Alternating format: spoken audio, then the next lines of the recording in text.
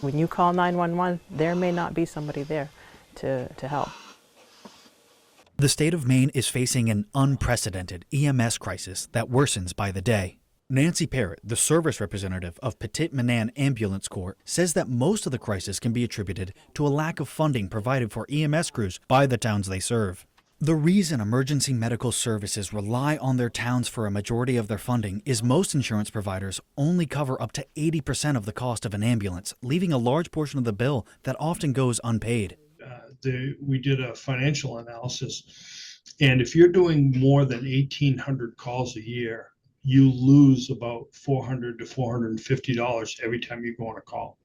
If you're doing less than 800 calls a year, you're losing $2,000 every time you go on a call.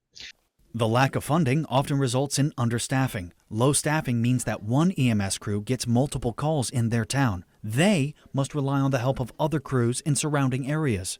However, if and when one of those other crews respond to help a neighboring town, they also leave their town at risk. When another emergency comes in, we have to cover each other. So Pleasant River covers, Petit Manan covers their area when they're out. We all back each other up, and it's a crucial system.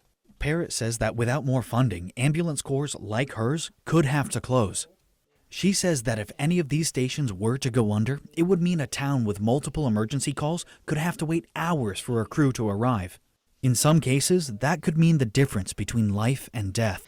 We had a situation the other day for Millbridge at Critical Run, and our backup unit that would be covering this area at the time, they had Moosabec, and that would have at least taken 45 minutes from Moosabec to Millbridge.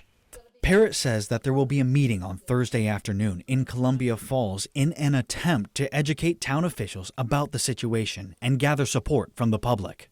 In Millbridge for ABC 7 and Fox 22, I'm Devin Dagnalt.